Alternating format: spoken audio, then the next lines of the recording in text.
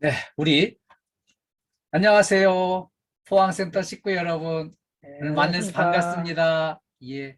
그동안에 잘 지내셨죠? 예. 얼마나 수고 많으세요. 이렇게 많이 바쁘신 시간을 쪼개서 오늘 한 시간을 여기 이제 교육에 투자를 하시게 됐어요. 기왕에 투자하시는 거 적극 집중하시고 호응해 주셔서 유익한 시간이 됐으면 좋겠습니다. 우리 KDFS 사원을 위한 안전교육, 이렇게 지금 2, 4분기 교육을 이제 내일까지 시행합니다. 그런데 우리 오늘 주제는 이제 재해 예방과 안전을 위한 교육이에요. 그래서 이제 시작은 좀 지연됐지만 우리 끝내는 시간은 또 계획대로 끝내야 되니까 집중을 부탁드리겠습니다. 네. 오늘 공부할 내용을 간단히 살펴보겠습니다. 제일 먼저 친절한 고객 서비스 향상이고요. 두 번째는 이제 재해 발생 사례 유형 및 대응 방안입니다. 그리고 화재 대응 및 소화기 사용법, 그리고 이제 심폐소생술과 자동심장 충격기를 공부할 거예요. 그리고 이제 안전보건 표지 종류를 공부하고요. 또 안전으로 행복한 일터, 이런 소주제로 오늘 진행을 하겠습니다. 제일 먼저 친절한 고객 서비스 향상이에요. 우리가 만날 때마다 고객 서비스를 강조해 드리는 것은 우리가 각자 맡은 역할은 조금씩 다르지만 그 역할들이 다 모아져서 결국은 고객한테 좋은 서비스를 제공하기 위해서 이런 이제 다양한 역할을 분담을 해서 서로 협력해서 일을 하고 있는 거거든요. 그래서 고객 서비스를 강조하는 겁니다. 그러면 고객 서비스에서 가장 중심이 되는 밝은 얼굴, 웃는 얼굴, 명랑한 얼굴이 중요해요. 이렇게 웃는 얼굴을 보면 기분이 좋아지잖아요. 그래서 우리 선조들은 이미 그거를 다 알고 계셨어요. 그래가지고 이렇게 이제 환하게 웃는 얼굴이면 복이 들어온다. 복이. 그렇게 식구들이 다 같이 웃는 얼굴이면은 그 대문을 통해서 큰 복이 넝쿨째 들어오고요. 근데 식구들이 인상 쓰고 찡그리고 한숨 쉬고 뭐 눈물 흘리고 뭐 이렇게 하면은 있던 복도 다 나가서 어려워진다는 거죠. 그래서 이렇게 이제 밝은 얼굴, 명랑한 얼굴, 이렇게 해야 복이 온다는 걸 가르쳐 주기 위해서 웃으면 복이 와요 하는 거를 소문만 복내로 이렇게 가르쳐 주셨어요. 근데 우리 포항센터 식구들은 전부 이렇게 이제 소문만 복내에 딱 어울리는 밝은 얼굴 다 이렇게 따뜻하게 맞이해 주셔서 감사합니다. 서로 우리 웃는 얼굴로 서로 박수로 환영하겠습니다. 예, 감사합니다. 예, 감사합니다. 네. 전부 이렇게 환한 얼굴로 웃어주시는데 이 마스크를 써서 이게 다 웃는 모습이 다 안 보여서 좀 아쉽네요. 네, 다 고맙습니다. 고객이 우리 서비스 수준을 평가하는 기준이 5가지가 있습니다. 그 기준은 신뢰성과 확실성, 그리고 실체성, 이해성, 민첩성, 이런 5가지 기준으로 고객 서비스 수준을 평가를 합니다. 그럼 하나씩 알아보겠습니다. 평가하는 기준 1번은 신뢰성이에요. 이 신뢰성을 어떤 걸로 볼까요? 그 약속을 이행할 수 있는지, 이행할 마음이 있는지, 또 실행할 능력이 갖춰져 있는지, 이런 것들을 총체적으로 이렇게 살펴보는 거죠. 그리고요, 확실성은 서비스를 잘 할 수 있는 지식과 예절을 잘 갖추었는지 이걸 보고요. 그 다음에 이제 그 신용을 지킬 수 있는지, 그 신뢰감이 가는지, 이런 것들을 이제 총체적으로 보는데, 요건 이제 전체적으로 한번 같이 짚어보겠습니다. 세 번째 기준은요, 실체성이에요. 이 실체성은요, 우리 이제 건물 관리 분야에서 이제 관리하는 시설 환경이 잘 관리되고 유지가 되는지, 그 다음에는 그 시설 관리뿐만 아니라 고객을 대하는 태도와 외모가 잘 갖춰져 있는지를 또 보는 거예요. 그 다음에 이제 네 번째 기준은 이제 이해성인데요. 이해성을 어떻게 할 수 있을까요? 고객이 어떤 질문을 하든지 어떤 요구사항을 제시를 했을 때 소통이, 양방향 소통이 즉시 잘 되고 반응을 바로바로 보여주는지, 그 다음에 고객이 나타났을 때 얼마나 관심을 가지고 얼마나 배려를 해서 고객이 불편 없이 업무를 볼 수 있게끔 이렇게 이제 안내를 하고 잘 친절하게 도와주는지를 보는 거죠. 그 다음에 기준 5번째인데요. 민첩성이에요. 민첩성은 문제를 해결할 의욕과 열정이 있는지를 보는 거예요. 우리가 이렇게 이제 정문에서나 이제 복도에서 이렇게 이제 고객을 마주쳤을 때 고객이 어떤 질문을 이렇게 이제 하는 거 아니겠어요? 그 질문하면 나 이거 요금이 잘못돼서 내가 이거 좀 따지러 왔다고 이제 막 와서 큰 소리 이렇게 칠 거 아니에요. 그러면은 이 고객이 이제 이분이 이런 문제로 오셨구나. 그런 문제로 오셨군요. 예. 저 사무실 두 번째 앉아 있는 저수분이 담당입니다. 이렇게 바로 이렇게 가시면은 문제 해결됩니다. 정확하게 이렇게 안내를 할 수 있는 거는 문제 해결에 대한 의욕과 열정이 있는 거예요. 근데 문제 해결에 대한 의욕과 열정이 없으면 난 나 할 일만 하면 되지 뭐 사무실에 누가 뭘 했는지 내가 할게 뭐 이렇게 무관심하면은요 10년을 근무해도 그걸 잘 몰라요. 그래가지고 저 사무실 들어가서 얘기하시라고 쭉 들어가시라고 이렇게만 안내를 하면은 그 고객은 지금 내가 여기 맞게 가는 건지도 궁금하고 사무실에 들어가서도 이 사람 저 사람 몇 번을 두 번 세 번 더 질문을 해야 담당자를 연결해서 업무 처리가 가능해지거든요. 그래서 우리가 좀 더 주인의식을 가지고 이렇게 모든 문제 해결에 대한 관심, 의욕, 열정 이런 거를 다 이렇게 통틀어서 열정적으로 하시면 고객으로부터 최고의 평가를 받을 수 있게 되는 겁니다. 그래서 고객이 이제 서비스를 평가하는 기준 5가지를 이렇게 세부적으로 좀 알아봤는데요. 이 5가지를 총체적으로 아우르는 그거는 바로 웃는 얼굴과 친절한 말씨, 친절한 응대 태도 이런 것들이 이제 이 5가지를 다 포함해서 아우르는 중요한 덕목이에요. 그리고요. 친절은 친절한 인사로 시작이 돼서 친절한 인사로 끝납니다. 이게 얼마나 중요한지 우리가 이제 친절한 인사를 하려면은요. 인사받는 상대방과 눈을 맞추는 게 중요합니다. 눈을 맞추고 인사를 해야지 눈을 안 맞추고 딴 데 보면서 이렇게 인사를 하면은 그건 인사가 아니에요. 그리고요. 웃는 얼굴로 인사를 해야지 그게 이제 인사 받는 사람들 기분 좋아지고 이렇게 따뜻해지는데 인상 탁 무섭게 쓰고 이렇게 이제 심각한 얼굴로 슬픈 얼굴로 인사를 하면은 인사 받는 사람이 부담스럽고 불편해요. 그래서 웃는 얼굴 만드는 것 중요합니다. 그리고 이제 밝은 목소리로 안녕하십니까 이렇게 밝은 목소리로 인사를 하면서 이렇게 이제 15도 정도 상체를 숙이는 거예요. 15도 정도 상체를 숙이면은 정중한 인사가 됩니다. 인사를 한 다음에는 이제 무엇을 도와드릴까요? 이렇게 질문을 하는 거죠. 무슨 일로 오셨습니까? 어떤 도움이 필요하십니까? 이런 질문은 이제 총체적으로 통틀어서 묶어가지고 무엇을 도와드릴까요? 이렇게 이제 점잖게 공손하게 겸손하게 인사를 하면 되겠습니다. 그래서 여기까지가 친절한 인사의 한 세트예요. 다음은 재해 발생 사례 유형 및 대응 방안을 공부하겠습니다. 이건 이제 왜 이런 준비를 했나 하면은요, 우리가 이제 전부 열심히 하셔가지고 현재 이제 별 탈 없이 안전하게 근무를 하고 있지만 이 기간이 길어지면 길어질수록 안전은 느슨해지고요, 좀 해이하게 돼 있어요. 그래서 오늘 대형 사건을 이렇게 소환을 해서 경각심을 갖기 위해서 이런 공부를 하게 됐습니다.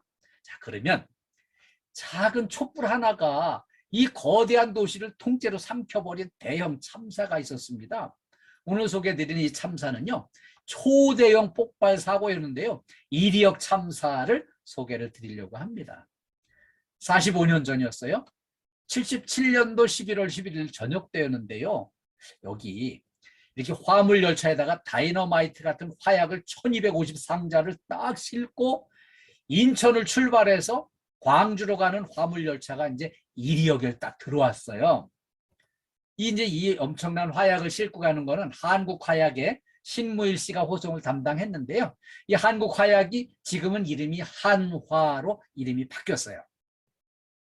근데 이리역에를 딱 들어왔는데 이리역에서 이 위험물을 실은 화물 열차니까 빨리 통과를 시켜주는 게 원칙인데 이 사람들이 이리역에 근무하는 사람들이 이렇게 우리 추운 날 고생하는데 뭐 막걸리 값이라도 없냐 뭐 이러면서 시비 쪽으로 해가지고서는 기다리라고 그러면서 차단을 딱 해버리니까 이 신문 씨가 이제 답답한 마음에 역 앞에 가서 식당에 가서 저녁을 먹고 소주를 한 병 마시고 그러고 이제 다시 이 화물 열차에 이제 다시 승차를 했어요.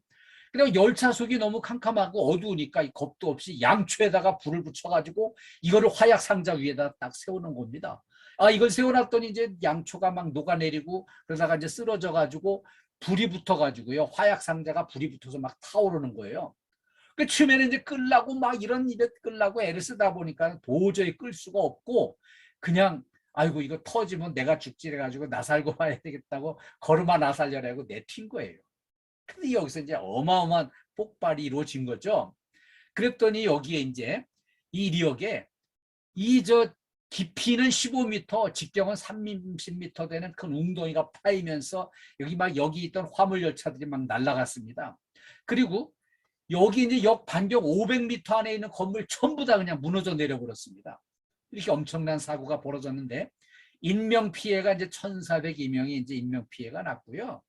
그 다음에 여기 이제 이 피해 가옥이 7,600여 동이 그냥 막 깨지고 무너지고 막 이렇게 이제 망가졌어요. 그러면서 여기 이제 당장 집에서 나와가지고 들어가지를 못해 쫓겨나서 이렇게 집에 못 들어가는 이 난리가 난 이재민이 1674세대에 7,800명이 내 집에 못 들어가고 그냥 학교 체육관 강당으로 전부 피난을 갔어요. 이런 엄청난 피해가 이제 막 이렇게 뉴스를 타기 시작을 했는데 그때 호기심을 유발하는 이제 별난 뉴스가 하나 이제 또 소개가 됐어요. 이리역 근처에 극장에서 하춘화 쇼가 막 진행 중이었었는데 이 폭발 사고로 그냥 극장 2층이 무너져 내리면서 사람들이 거기 깔려가지고 막 죽거나 다치고 막 아수라장이 됐어요. 근데 여기서 이제 노래 부르는 하춘화 씨가 이제 쓰러졌으니까 사회를 보던 이주일 씨가 이제 하춘화 씨를 들쳐업고 그냥 내달려가지고 병원에 가서 우리 그 하춘화 씨 좀 살려달라고 막 가서 이제 통사정을 해서 의사가 이제 딱 진단을 해보니까요. 하춘화 씨는 그 폭발에 깜짝 놀래가지고 이제 까무러쳤다가 졸도했다가 이제 깨났는데 보니까는 그냥 뭐 타박상만 입은 정도였어요. 근데 의사가 딱 보니까 이 하춘화 씨는 별로 안 다쳤는데 이 업고 온 이주일 씨가 더 많이 다친 거예요. 머리가 막 깨져가지고 피가 흘러가지고 피가 덩어리가 되고 등이 막 깨지고 이렇게 해서 당신이 더 급하다. 그래가지고서 이제 막 피떡이 된 거를 막 닦아내고 엑스레이 찍고 막 이렇게 치료를 이제 시작을 하면서 이때 이제 이 엄청난 대형 사건 속에 이 재난 속에 나보다 남을 먼저 생각하는 이주일 씨의 이타심이 막 이제 뉴스를 탄 거예요. 그래가지고 야 이주일 씨는 정말 멋진 사람이다. 그 위기 상황에서 어떻게 자기보다 남을 먼저 생각하고 남을 들쳐업고 가서 막 남을 살리려고 애쓰는 이 이타심이 그냥 뉴스를 타고 미담으로 소개가 되면서 이 이주일 씨가 그때까지는 이름도 없는 사회자였었는데 최고의 멋진 최고의 MC로 추천을 하고 성장을 해가지고요. 완전히 그 이제 못생겨 죄송합니다는 유명한 말을 남기고 아주 굉장히 활동을 많이 하다가 국회의원도 하시고 이제 금연 홍보대사도 하시고 그러면서 이제 얼마 전에 돌아가셨죠. 그리고 이제 하춘화 씨는 지금도 가수로 활동을 하고 있어요. 엄청난 재난 속에서도 나보다 먼저 남을 생각하는 그 한 마음이 이분을 이제 완전히 성공하고 출세를 시켜준 거죠. 근데 이 엄청난 사건이 왜 우리 기억 속에서 다 사라져 버렸을까요? 95년 5월에 이리시하고 익산군이 통합이 됐어요. 그러면서 이름을 익산시로 정했어요. 그러니까 이제 도시 이름은 익산시, 역은 익산역이 된 거예요. 그러니까 우리 기억 속에서 이리시니 이리역이니 이건 다 지워져 버리고 다 까맣게 잊어버린 거예요. 근데 이런 엄청난 사고가 나도록 왜 이 화약 상자 위에다 촛불을 왜 밝혔을까요? 그 신무일 씨가 계속 별 탈 없이 이제 화약을 싣고 왔다 갔다 하다 보니까 그 기간이 길어지다 보니까는 이제 완전히 그 안전 의식이 다 그냥 사라져 버린 거예요. 그래가지고 겁 없이 촛불에 불을 붙여가지고 화약 상자 위에다가 불을 붙여가지고 이런 이제 사고가 나서 이분은 이제 그 재판 받고 이제 10년 징역을 살았어요. 그리고요. 이리역에서 영무원이 이걸 빨리 통과시켜줘야 되는데 그걸 안 시켜주고 그냥 그저 봉투 받으려고 막 이렇게 이제 그 막걸리 값 없냐고 했던 이 두 사람 그대로 이제 재판 받고요. 그 안전수칙을 안 지키고 엉뚱한 짓 했다고 10개월 징역살이를 했어요. 자, 오늘 이 사건을 왜 소개를 드리나 하면은요. 우리 모두의 안전을 위해서 경각심을 소환해 오기 위해서 이거를 소개해 드렸어요. 우리 이리역 폭발 사고 다 잊어버려졌지만 그걸 좀 다시 한번 들여다보고 그 작은 촛불 하나가 그 촛불 하나가 그냥 도시를 삼켜버리는 엄청난 사고를 일으킨다는 거 한번 우리가 다시 한번 되돌아보고요. 우리 이제 오늘 바쁜 놈을 접어놓고 공부하는 거는 이 안전수칙을 공부를 해가지고 이 안전수칙을 잘 숙지를 해서 이걸 철저하게 지켜가지고 안전한 일터, 행복한 일터를 만들자고. 그래서 이제 오늘 이런 이제 사건을 좀 소개를 드렸어요. 네. 제 사례 한 건 더 소개해 드릴게요. 우리 건물관리 서비스 현장에서 일어난 일이에요. 그 정원에 이제 조경수 그 가지치기 작업을 하다가 사다리에서 떨어져 가지고요. 크게 다친 사고였어요. 이걸 올라가서 작업하는데 사다리 안쪽에 쑥 들어가면서 이렇게 균형을 잃고 추락을 했습니다. 우리가 사다리는 단단한 데다 세워야 되는데 이 사다리를 물렁한 데다 세우면은요 이거 맥없이 쑥 들어가 가지고 이렇게 무너지게 돼 있어요. 그리고요 사다리 작업은 반드시 2인 1조로 해야 되는데 아니 그 2인 1조가 안 되면은 그 이제 위험하거든요. 그런데 우리 특히 제가 오늘 이제 포항센터에 연결하면서 그 오천의 우리 이경희 소장님이나 안강의 신재영 소장님 또 흥의 김재천 소장님 이분도 혼자 근무하셔서 제가 걱정이 돼요. 그래서 될 수 있으면은 평소에 미리 그 건물 내 다른 분들하고 잘 교섭하고 저렇게 이제 교분 잘 쌓아가지고 그런 이제 위험 작업 하실 때는 혼자 하지 마시고 누구 좀 도와달라 이렇게 해가지고 안전한 환경에서 좀 일하실 수 있도록 당부드리겠습니다. 네. 그리고 이제 개인보호 장비, 안전모, 안전대, 안전화를 필히 착용을 해야 되는데 그걸 안 한 거예요. 그래서 이제 문제가 또 됐고요. 그 다음에 이제 이 작업을 할 때 이 작업 중을 알리는 이 이제 그 표지판이나 유도자를 배치해야 되는데 그 배치가 안 됐어요. 그래서 문제가 됐죠. 그 다음에 이제 사다리는 필요해서 쓰는 거지만 사다리가 좀 위험해요. 그런데 사다리를 오르내릴 때는 특히 이게 위험하지. 그래서 아주 탄탄하게 안전한 자세를 유지하고 작업에 임하셔야 됩니다. 제 사례 한 건만 더 소개해 드릴게요. 아니 우리 그 경비실에 근무하는 경비원이 지하 1층에 내려가다가 계단에서 넘어져 가지고요. 떼굴떼굴 굴러서 뇌진탕으로 사망한 사고가 있었습니다. 경비원이 지하 1층으로 내려가던 중에 이제 요 세 번째 계단 여기서 이제 발을 헛디뎌 가지고 이제 넘어져서 떼굴떼굴 굴러서 사망했어요. 자, 우리 이제 연세 좀 드신 분들이 많이 계시잖아요, 경비실에. 근데 여기서 이제 뭐 연세 드셨다고 하면 다 60대는 다 이제 그 고령 근무자라고 이제 얘기할 수 있는데 이때는 이제 체력 관리를 잘 해야 되는데 해마다 달라지거든요. 그런데 이분이 이제 술도 좀 하시고 뭐 담배도 피우고 막 하면서 몸이 노화가 빨리 오고 성인병도 막 여기저기 생기고 그리고 막 퇴행성 질환으로다가 막 무릎도 아프고 허리도 아프고 막 이제 어깨도 결리고 막 이렇게 하면서 이렇게 이제 불편해진 상황에서 여기 이제 반사신경이 둔화되게 돼 있습니다. 일단 나이 먹으면은요 작년 다르고 올 다르게 돼 있어요. 그래서 이제 체력 관리가 필요한 건데 반사신경이 둔화되면은 아차 이거 발을 헛디뎠다 하면은 떼굴떼굴 굴러가지 않으려면은 바로 뒤로 이렇게 주저앉아서 더 굴러가지 않게 이걸 해야 되는데 그게 미처 이제 좋지가 안 됐고요. 균형 감각이 태워야 됩니다. 넘어질 수 있고요. 중심이 잘 안 잡히는 거죠. 그래서 이제 이 머리가 그냥 그 굴러서 뇌진탕으로 사망을 했죠. 그런데 특히 이동할 때는 슬리퍼 같은 걸 착용하고는 단 세 발자국도 움직이면 안 됩니다. 위험하고요. 늘 이동할 때는 미끄럼 방지 안전화를 착용을 하셔야 돼요. 그리고요. 이 복도 계단에 전등이 끊어지거나 전등이 고장나거나 이렇게 했을 때는 조명을 확실히 환하게 해놓고 이동을 해야 되는데 여기 내가 매일 다니는 복도라고 내가 계단이라고 그냥 더듬더듬해서 그냥 가려고 하면 사고 납니다. 그래서 캄캄한 데는 딱 통행 금지 이렇게 해놓고 조명을 확보한 다음에 이동하시고 또 만약의 경우에 대비해서 손전등을 필히 지참을 하고 이동을 하셔야 돼요. 우리 이제 요즘에 순찰 시간을 딱 시간 맞춰서 순찰을 하고 그 이제 시간 기록을 정확하게 남기고 이거를 하는데 늦어졌다고 그냥 마음이 급해지고 서두르고 막 점점 더 이렇게 빨리 가려고 뛰고 이러는 거 위험하니까요. 시간 잘 이렇게 지키는 것도 내 안전이 우선이다 이렇게 생각하시고 그렇게 대응을 해주세요. 다음에는요. 화재 대응 및 소화기 사용법이에요. 우리가 이제 살아가면서 평생 화재 같은 거 안 만나고 살아야 되잖아요. 그런데 사람이 살다 보면 어찌 그게 내 맘대로 돼요? 화재를 만날 수도 있어요. 그래서 그런 경우에 화재는 평생 처음 만나는 거다 보니까는 막 당황해가지고 막 우왕좌왕해다가 사람이 다치기도 하고 생명을 잃을 수도 있고 모든 재산을 날려버릴 수도 있기 때문에 이런 공부를 하는 거예요. 자, 화재가 발생했어요. 화재를 발견하면 불이라고 큰 소리로 외쳐야 됩니다. 왜 크게 외쳐야 될까요? 주변에 있는 사람들한테 이걸 알려가지고 같이 불을 끄든지 같이 대피라든지 하여튼 같이 행동을 해야 되니까 불이하고 크게 외치는 거죠. 그러고서 이제 이렇게 화재 경보 비상벨을 이걸 눌러줘야 돼요. 그래야만 건물 내 전체 비상 상황을 알려주고요.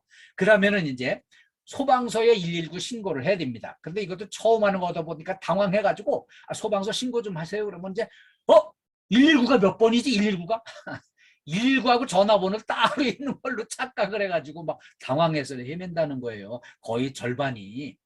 그래서 신고할 때는 119 이렇게 딱 침착하게 전화해서 화재 나는데 빨리 와주세요. 이렇게 해가지고 이제 신고를 해야 되는 거죠.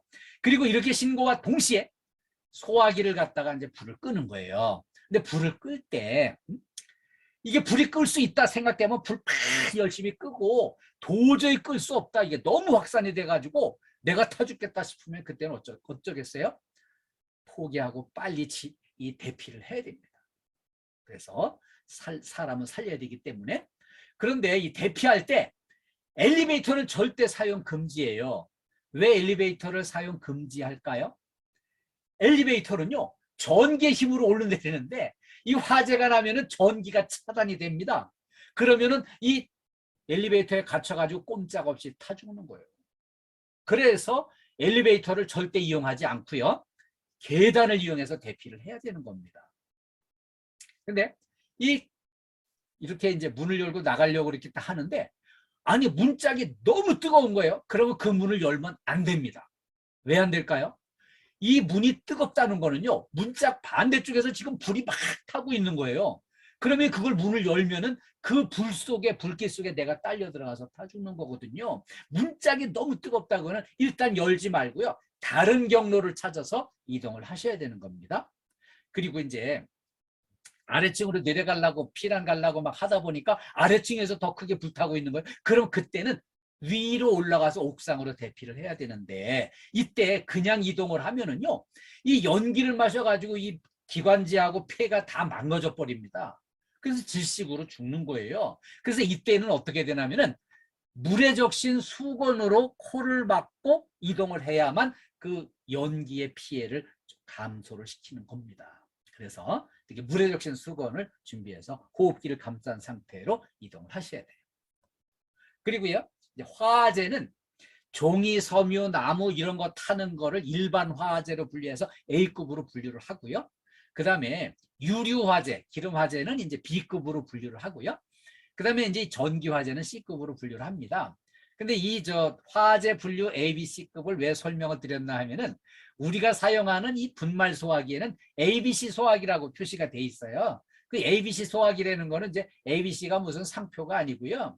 그런 그 일반 화재, 유류 화재, 전기 화재 ABC급 전체에 사용할 수 있다고 이걸 표시해 주는 거예요. 그래서 ABC급 이제 그 화재를 우리가 소화기를 사용을 하는 거죠. 그런데 이 분말 소화기는요, 가압식하고 추갑식으로 이제 구분이 돼요. 여기 추갑식은요, 여기 시계처럼 생긴 요 압력계가 여기 설치가 돼 있어요. 요건 이제 추갑식이고요. 요 가압식은요, 여기 이렇게 시계 같은 압력계가 없어요. 그래서 이 가압식은요, 23년 전에 생산이 중단됐습니다. 그래서 지금 가압식 소화기는 지금 있으면 이미 낡아서 그걸 위험하다고 봐야 돼요. 못 쓰는 거라고 봐야 돼요. 근데 이걸 왜 말씀드리나 하면은요, 우리 KT 건물에는 전부 다 추갑식으로 교체가 완료됐습니다. 근데 이 가압식은요, 우리 직원들이 사는 동네, 집에, 이웃에, 아파트, 복도에 이런데 옛날 가압식이 그냥 비치되어 있는 데는 있으면은요, 이게 눈에 띄는 대로 이거는 이미 못 쓰게 된 거라고 보고 우리 교체해야 되는 겁니다. 교체합시다. 이렇게 하시라는 거예요. 그래야만 위급 상황에 대비를 할 수가 있어요. 그러면 여기 이 가압식에 이렇게 이제 압력계가 이런 모양으로 돼 있는데 이 압력계는요, 요 눈금이 여기 녹색 위치에 가 있어야만 이걸 사용할 수 있는 정상적으로 사용 가능한 이 제품이에요. 그런데 이 눈금이 엉뚱한 데 가 있다, 뭐 이런 데 가 있다 그러면은요, 충전이 완전히 이건 이제 다 새 나갔기 때문에 충전 상태를 확인해서 다시 충전을 해야 되고요. 아니면 이게 또 못 쓰게 된 거면은 아예 폐기 처분해야 되기 때문에 한번 눈에 띄면은 관심 있게 한번 살펴보세요. 이게 압력이 제대로 충전 상태가 쓸 수 있는 상태인지 이 녹색 위치에 가 있어야 정상입니다. 자, 그러면은 소화기 사용법은 대략은 아실 거예요. 근데 위급 상황에 확실하게 사용하기 위해서 오늘 사용 요령을 또 공부를 하겠습니다. 자, 1단계는요. 여기 그 동그란 고리처럼 생긴 이 고리를 쑥 잡아 뽑는 게 1단계예요. 이 안전핀을 뽑아버리는 거죠. 그 다음에 이제 2단계는요. 이 노즐을 딱 잡고 불꽃을 향하는 겁니다. 이 노즐을 잡지 않고 그냥 소화액이 나오면은 막 이렇게 휘둘리면서 사고 나요. 그 다음에 이제 3단계는요. 이렇게 안전핀을 뽑았기 때문에 여기 이제 그 손잡이를 움켜쥘 수가 있어요. 그래서 손잡이를 움켜쥐면 이제 소화액이 딱 이렇게 이제 분출이 되는 건데, 요때 소화기로다가 이제 분출이 되면은 이때는 이제 그 중요한 거는 바람이 혹시 있다면은 바람을 등지고 서야 됩니다. 그래야 바람을 향해서 쓰면은 그 불꽃이 나를 향하고요. 내 소화액이 그 제대로 가지를 못해요. 그래서 바람이 있다면 바람을 등져야 되고요. 그 다음에 비로 쓸듯이 앞에서부터 차근차근히 불을 꺼야만 끌 수가 있어요. 내 안전과 불 끄는 작업을 동시에 병행할 수가 있는 거죠. 이렇게 소화기 사용법을 알아봤습니다. 다음에는 심폐소생술과 자동심장 충격기를 공부하겠습니다. 이게 왜 필요한 거면은요, 이 심장마비, 심정지 상태가 수시로 일어납니다. 점점 더 많이 늘어납니다. 왜냐하면 사람들이 먹는 건 잘 먹고 운동은 부족이고 이런 문제다 보니까 자꾸 이런 상황이 벌어지는데, 옛날 같으면 다 그냥 그대로 심장마비 오면 다 그냥 죽었어요. 급사했다 그랬어요. 근데 이제는 안전의식도 높아지고 의학적인 상식도 우리 대한민국의 이 수준도 전부 다 선진국 수준에 와 있기 때문에 이거 충분히 대처가 가능해서 이 공부를 하는 겁니다. 네. 그러면 우리 뉴스를 보다 보면 이런 뉴스가 가끔 나와요. 할머니가 갑자기 쓰러졌는데 지나가던 여학생이 응급처치해가지고 살려주고 그냥 되게 갔다고, 천사 같은 여학생을 만났다고 이런 뉴스가 나오고요. 그 다음에 집에서 아빠가 갑자기 쓰러졌는데 그 초등학교 다니는 아들이 학교에서 배운 심폐소생술로다가 아빠를 살려냈다고 하는 뉴스도 나오고요. 그 다음에 이제 이렇게 그 예술의 전당 이런 데서 연주회를 하는데 지휘자가 갑자기 심장마비로 쓰러진 거를 그 총중석에서 뛰어나와가지고 응급처치를 해줘가지고 이렇게 이제 살려서 이렇게 살아났다고 하는 그런 이제 뉴스들이 가끔 나와요. 그런데 이런 뉴스가 나오기까지에는요, 이렇게 생존사슬이 서로 잘 연결이 돼서 작동을 하는 게 필요해요. 이 생존사슬은 어떤 걸 얘기하냐면요, 이 5단계로 얘기할 수 있는데, 예방을 위한 노력을 해야 되고요. 조기 발견이 필요해요. 그리고 이제 혹시 옆에 있던 사람이 갑자기 쓰러졌다, 심정빈지가 왔다, 그래 119에 일단 신고를 해서 소방서를 불러야 되고요. 그 다음에 이게 제일 중요한데요. 신속한 심폐소생술을 하는 게 중요합니다. 이게 이제 살리는데 아주 가장 중심적인 역할을 하고요.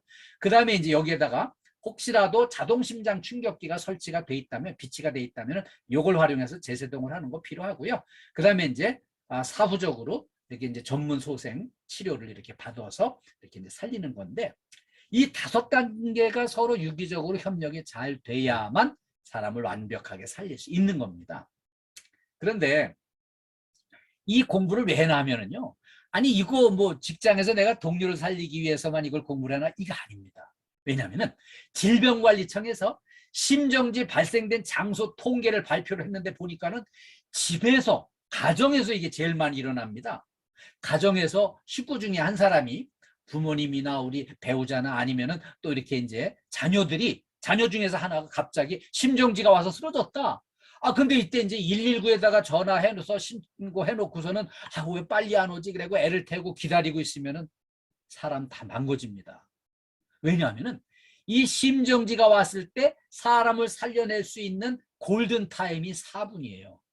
4분 내에 뭔가 조치가 이루어져야 사람을 쌩쌩하게 회복시킬 수가 있지, 4분을 넘어가면은요, 회복이 돼도 정상 회복되기 어려운 정도로 상당히 회복이 어려운 상황이기 때문에 오늘 우리 집중해서 공부해가지고요. 전부 이렇게 기회가 되면 전부 이렇게 활용을 꼭 하셔야 돼요. 전부 적극 호응해 주실 거죠? 동그라미 표시.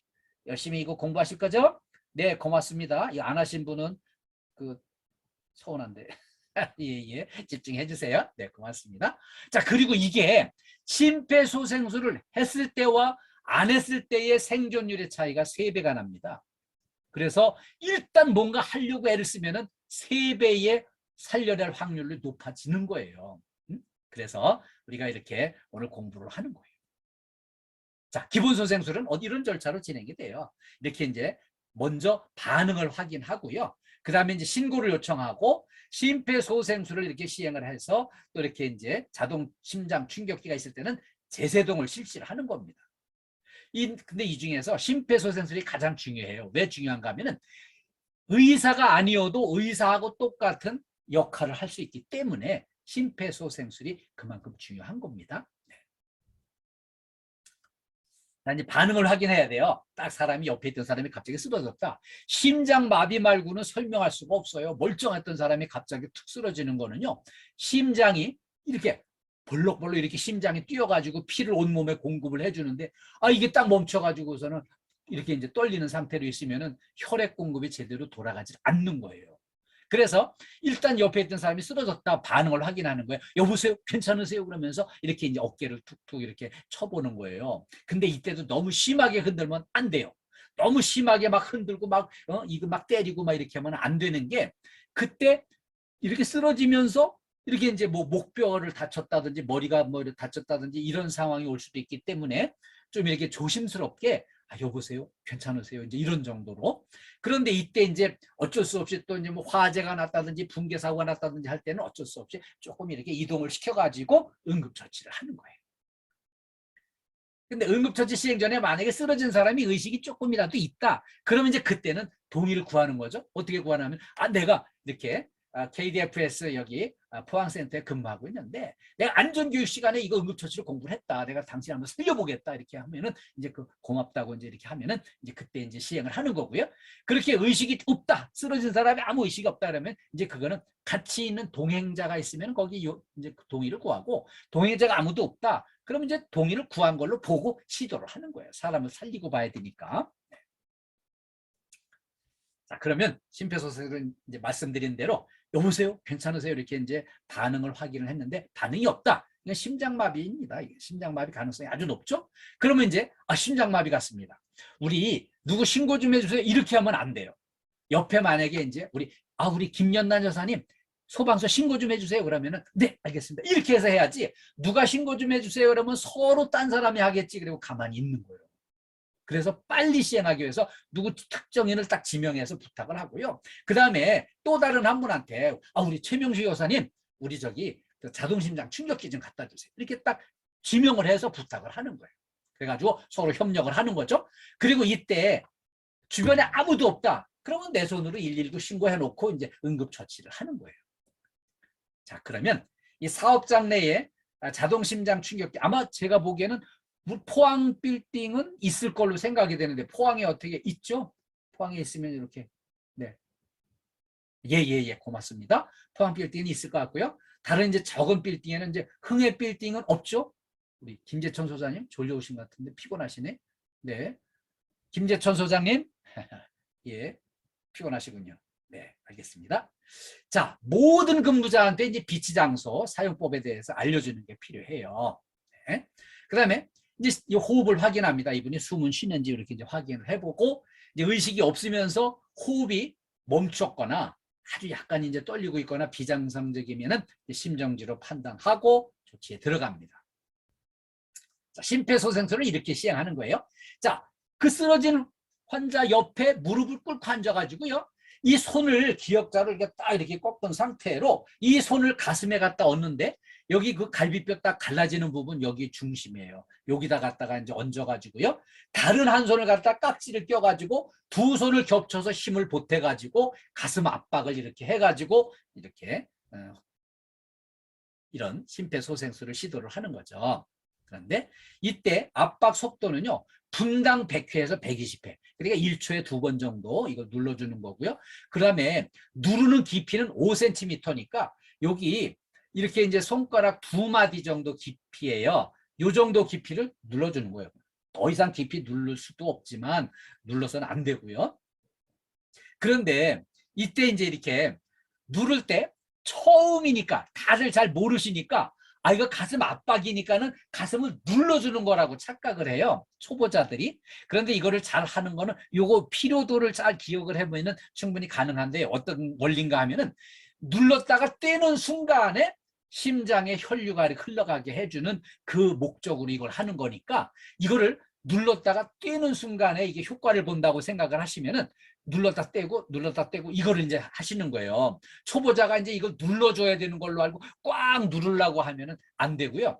살짝 눌렀다가 떼고 눌렀다가 떼는 순간에 혈액이 흘러간다 이렇게 보시면은 정확하게 이렇게 효과를 볼 수 있는 거예요. 그리고요 또 이렇게 이제 가슴 압박 소생술과 더불어서 인공호흡을 할 수 있으면 인공호흡도 하는 게 필요해요. 이거는 뭔가 하면 숨을 못 쉬는데 숨을 쉬게 해주는 거거든요. 여기 턱을 들어 올리고요. 머리를 뒤로 약간 젖히면은 요 숨 쉬는 기도가 열립니다. 그러면은 이때 이제 코를 움켜쥐어줘야 돼요. 코를 쥐어줘야 되는 거는 코를 쥐어야만 입에 공기를 불어 넣어줬을 때 코로 새 나오지 않고 폐로 들어갈 수 있기 때문에 코를 잡아주고요. 그리고 이제 이렇게 입에다가 공기를 불어 넣어주면서 폐가 가슴이 부풀어 오르는지 확인을 해 가면서 인공호흡을 하는 거예요. 그래서 이제 대략 이제 가슴 압박 이제 30회 정도, 그리고 이제 인공호흡 2번 정도 이렇게 해서 이거를 5주기씩 반복해서 이렇게 교대로 이걸 실시를 하면은 효과를 보게 돼 있습니다. 네. 그래서 심폐소생술을 하다가 이제 중단할 때는 언젠가 하면은 이 쓰러졌던 사람이 자발적으로 호흡을 하고 순환이 회복됐을 때 이렇게 이제 중단하고요. 의료기관 종사자가 도착해서 순환이 회복되었을 때는 이렇게 중단합니다. 그리고요. 구조자가 내가 이제 너무 지쳐가지고 힘들어서 도저히 감당을 못하겠다 싶을 때는 중단을 하고요. 또 쉬었다가 또 다시 시도를 하는 거예요. 자, 이제 다음에는 이제 이 자동심장 충격기가 있기 때문에 이거를 활용을 해야 되겠다. 이때는요, 자동심장 충격기가 있을 때는 이렇게 자동 세세동을 이렇게 이제 하는 거죠. 네. 여기 이제 심정지가 왔어요.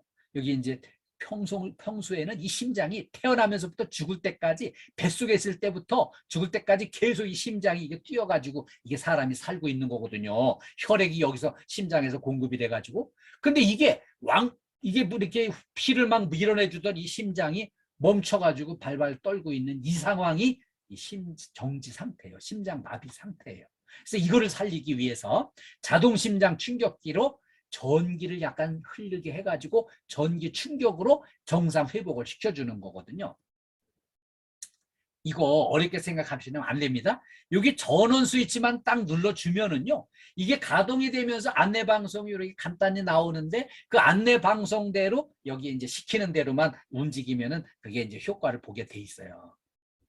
이게 꼭 필수적으로 필요를 하니까 설치해라. 이거를 심폐소생을 위한 응급장비 구비 등의 의무가 이제 법으로 만들어져 가지고 공항이나 호텔, 지하철 공연장 이런 데 다 비치가 돼 있고요. KT 건물도 큰 건물에는 다 비치가 됐고요. 아주 작은 건물들 이제 앞으로 이렇게 계속 비치를 할 겁니다. 자동 심장 충격기를 사용해 본 적이 없어서 이제 망설여질 수 있어요. 이거 괜히 사람 살릴 수 있는 걸 내가 잘못해서 못 살리면 또 내한테 원망 돌아오면 어떻게 괜히 불안해 가지고 엄두를 못 내고 이런 분들이 계세요. 특히 겁이 많으신 분들. 응? 그런데 그 절대 망설일 필요가 없어요. 이거는요, 전원 버튼만 작동을 시켜주면은요, 순서에 맞게 안내 방송이 나오는데 그대로 시행만 하면 되거든요. 그래서 이때는 경험이 많은 사람 아무도 없어요. 누구나 용감하고 과감한 결단력이 있으면은 죽을 사람을 살려내는 거예요. 그리고요, 이 전원을 켜야 됩니다. 첫 번 동작은 전원을 딱 켜줍니다. 그리고요, 여기 이 패드를 가슴에 붙여줘야 되는데 패드 붙이는 위치는요, 패드 1번은 오른쪽 빗장뼈 바로 아래 여기다 붙여주고요. 또 하나는 이 왼쪽 겨드랑이 밑에 여기다 붙여줍니다. 여기 붙여주는 건 이제 그 원리를 생각해 보면은 간단해요. 우리 심장이 요 가슴의 요 가운데 여기가 심장이 있는 위치예요. 여기 심장이 있는 요 가슴 가운데 여기가 심장이 있습니다. 근데 이 심장이 지금 멈췄기 때문에 요 양쪽에다가 전기 자극을 줘가지고요. 이렇게 심장이 다시 작동을 하게 해주는 거예요. 그렇게 기억을 해주시고요. 이 커넥터를 여기다 붙이려고 이렇게 이제 패드를 여기다 붙이려고 했더니 여기 이물질이 있다. 그럼 요건 이제 딱 이물질을 제거를 해주고요. 그 다음에 여기 꽂는 게 이제 꽂는 커넥터식으로 돼 있는데 이게 빠져 있으면은 커넥터를 꽂아주시면 되는 겁니다. 그 다음에 이걸 딱 꽂으면은요. 이 사람이 지금 현재 심장 리듬 분석을 딱 해가지고요. 이렇게 진단을 해가지고 안내방송이 나옵니다. 아, 이 환자 제세동이 필요합니다. 이렇게 안내방송이 나오죠. 아, 이거 심정지된 거를 진단을 했구나. 그럼 이제 이때 사람들이 막 걱정돼가지고 여보세요, 정신 차리세요, 막 이러고 막 흔들고 덤벼드는 사람들 다 일단 손을 떼고 좀 떨어져야 돼요. 다른 사람들 손을 떼고요. 그 다음에 이걸 이제 제세동을 하기 위한 자동심장 충격기가 스스로 이제 에너지를 충전을 합니다. 자, 그러면 요때 이제 자동심장 충격기가 이제 준비가 되면 깜빡입니다. 이렇게 이제 제세동 버튼이 깜빡깜빡 하는데 요거 눌러도 잘나는 표시거든요. 그걸 딱 눌러주면 이제 이렇게 제대로 이제 전기 충격이 가해지는 건데 이때 주변에 사람들이 접촉이 돼 있으면 안 되니까 사람들은 일단 좀 떨어져야 됩니다. 그리고요, 요게 이제 이 2분마다 다시 리듬을 반복해서 분석을 해요. 그러니까 2분간 이렇게 이제 충격을 줬다가 딱 쉬는 순간에는 또 가슴 압박을 이렇게 보충적으로 이제 또 하면은 더 좋고요.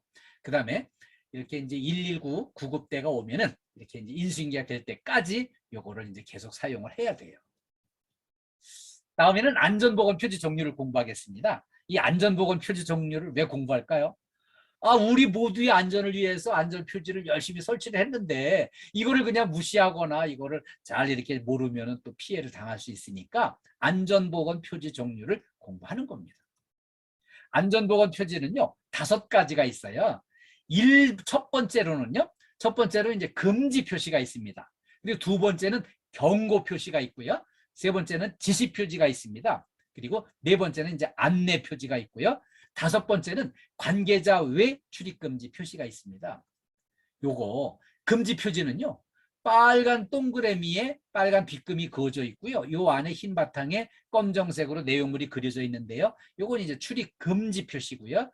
요 옆에 있는 건 이제 보행 금지 표시고요. 그다음에 요 밑에 있는 건 이제 금연, 담배 피지 마세요, 흡연 금지 이런 표시고요. 그다음에 요 옆에는 또 화학이 금지, 여기 절대 성냥불, 담배불 이런 거, 나이타 이런 거 절대 오면 안 됩니다.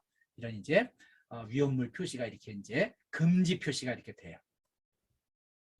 두 번째로는요, 경고 표지가 있어요. 이 경고 표지는 빨간 마른 목골에 여기 이제 흰 바탕에 검정색 내용물이 그려져 있는데요. 이거는 이제 인화성 물질 경고 표시입니다. 그리고 이렇게 급성 독성 물질 경고 표지 이렇게 해골이 그려져 있습니다. 그리고요, 또 한 가지는 이제 노란 바탕에 검정 삼각형이 그려져 있는 이런 유형의 경고 표지도 있어요. 이거는 이제 방사성 물질 경고 표시예요. 요거는 이제 고압전기 경고 표시고요. 요거는 이제 위험장소 경고 표시예요. 위험장소는 이렇게 느낌표로 표시가 되어 있습니다. 요건 이제 경고 표시. 그 다음에 세 번째는요, 지시표지예요. 지시표지는 이렇게 하라 이런 지시예요.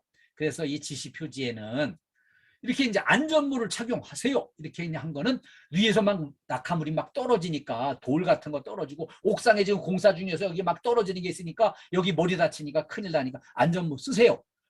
특히 저처럼 이렇게 머리카락 없는 사람은 더 위험해요.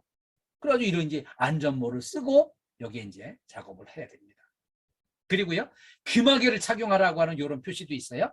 여기는 뭔가 하면은 막 땅땅 이런 작업하는 소리가 너무 크게 들려가지고 귀마개를 안 하면은 귀를 망가뜨릴 수 있다, 귀를 다친다는 그 표시예요. 그래서 이때 귀마개 해주셔야 되고요. 그 다음에 이제 보안경 착용, 요런 이제 보안경을 꼭 착용하라고 이런 이제 지시표지가 있는 데는 보안경을 쓰셔야 돼요.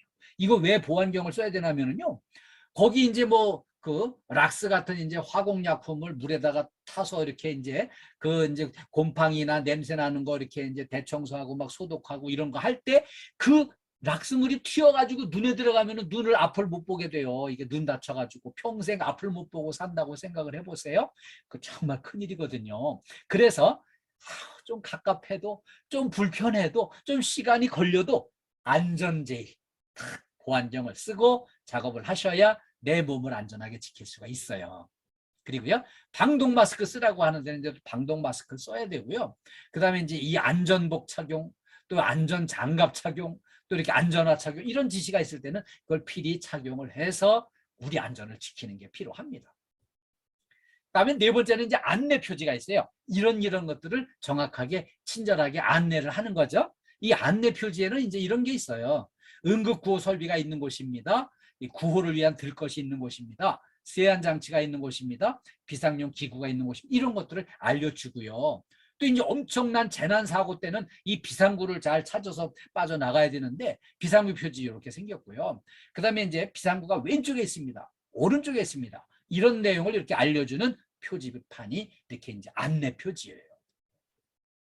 그다음에 이제 마지막으로 다섯 번째는 관계자 외 출입 금지 표지가 있습니다. 이런 표지는요, 이렇게 허가 대상 위험 물질 또는 이제 이렇게 성면, 발암 물질 이런 위험 물질이 있는 곳에는요, 관계자만 출입이 가능하고 관계자는 이제 그 안전 대비가 된 거죠. 관계자가 아닌 사람은 들어가지 말라는 거예요. 그래서 내가 관계자가 아니니까 나는 이 위험에 대한 대비가 안 돼 있으니까 난 여기 들어가면 안 되겠구나 이렇게 판단을 하셔야 되는 거예요. 네. 우리 안전으로 행복한 일터를 만듭시다. 이게 참 중요해요. 안전해야 행복한 일터가 됩니다. 자, 우리 인류의 행복을 위한 황금률인데요. 이 인류의 행복을 위한 황금률, 우리 이제 참 대접받기를 참 좋아하는데 이 황금률을 봅시다. 남한테 대접을 받고자 하는 대로 너희도 먼저 남을 대접하라는 거예요.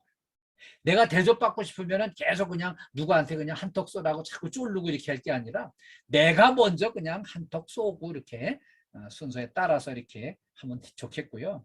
또 이렇게 신입사원 들어오면 신입사원한테 한턱 내라고 하지 마시고 환영회를 먼저 이렇게 좀 해주시면은 새로 들어온 사람이 여기 적응을 잘 해가지고 우리 식구가 되잖아요. 그래서 이렇게 인류의 행복을 위한 황금률을 잘 지키는 게 필요한데 요걸 기준으로 해서 우리가 행복을 위해서 내가 지킨 만큼 나를 지켜줍니다.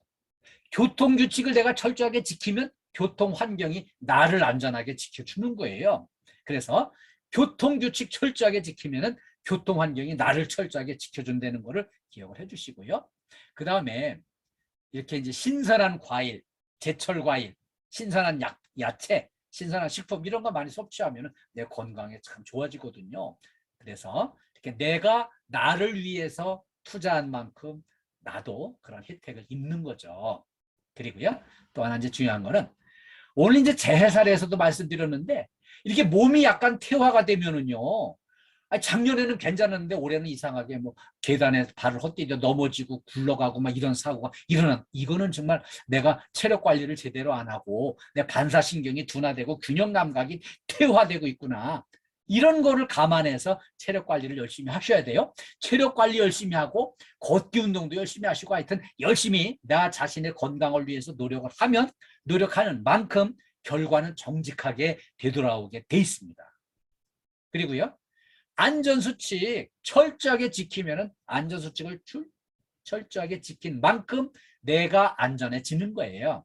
그래서 우리 이렇게 이제 지급받은 여러 가지 이제 안전장비들이 있으면은 그 안전장비를 철저하게 또 활용하고 안전수칙, 뭐 2인 1조로 해야 된다 그러면 2인 1조로 하는 거고요. 이렇게 이제 안전모 쓰라 그러면 안전모를 필히 쓰는 거고요. 이런 식으로다가 안전수칙을 철저하게 지키는 만큼 내가 안전하게 행복하게 일할 수 있는 환경이 되는 거예요. 그 다음에 행복을 위해서는요, 먼저 늘 이렇게 주변에 이제 또 감사하는 마음, 참 우리 훌륭한 소장님 만나서 참 이렇게 고맙습니다. 우리 포항센터에 훌륭한 센터장님 오셔서 반갑고 고맙습니다.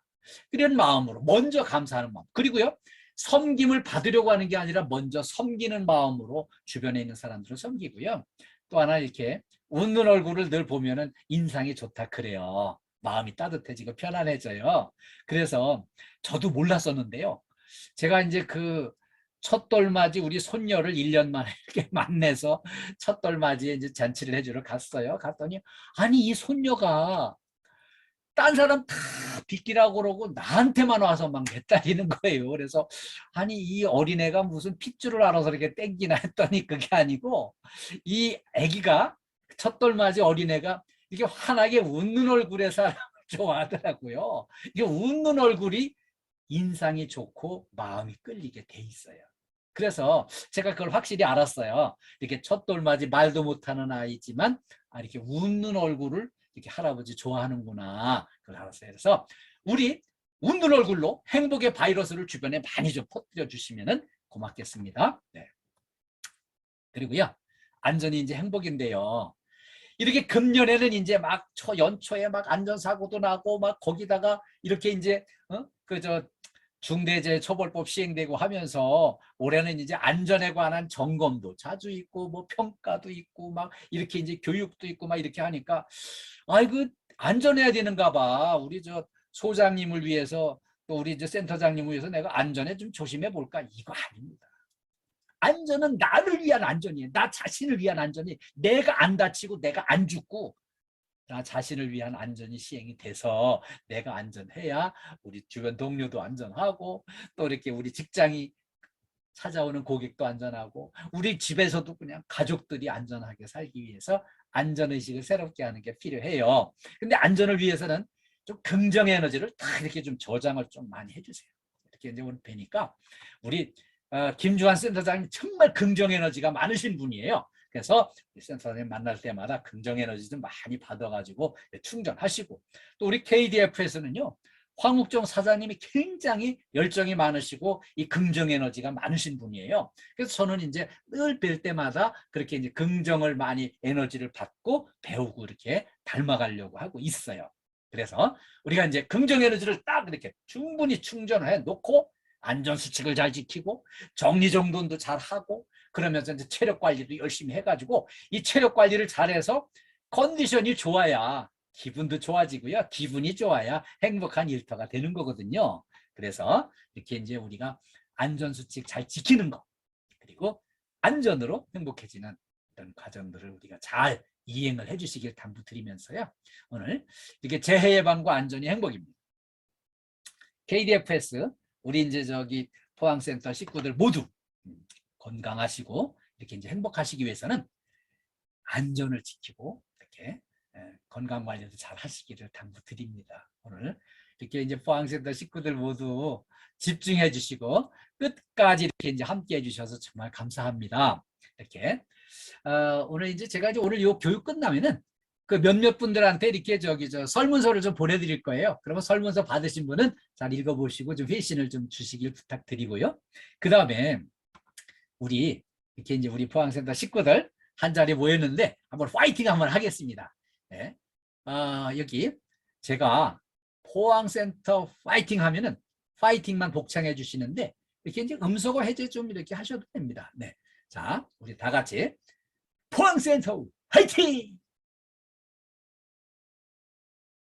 예, 감사합니다. 이번에는 포항센터 최고하겠습니다. 오늘 보니까 정말 포항센터 정말 열심히 집중해 주셨어요. 제가 포항센터 화이팅 하면은 화이팅만 복창해 주세요. 포항센터 화이팅! 예, 감사합니다. 수고 많으셨습니다. 수고 많으셨습니다. 우리 김주환 센터장님, 네, 오늘 저 마무리 격려 말씀 부탁드리겠습니다.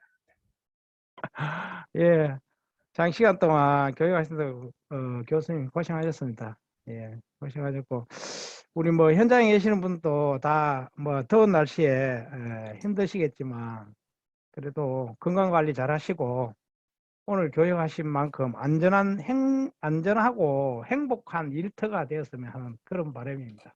예, 감사합니다. 예, 감사합니다. 감사합니다. 우리 포항센터 식구들 모두 건강하시고 예, 행복하시길 바랍니다. 예, 다음 기회에 또 뵙겠습니다. 감사합니다. 감사합니다. 수고하세요. 감사합니다. KDFS 가족의 안전과 행복을 위한 KDFS 안전TV 끝까지 시청해주셔서 감사합니다. 구독과 좋아요, 알림 설정은 사랑입니다.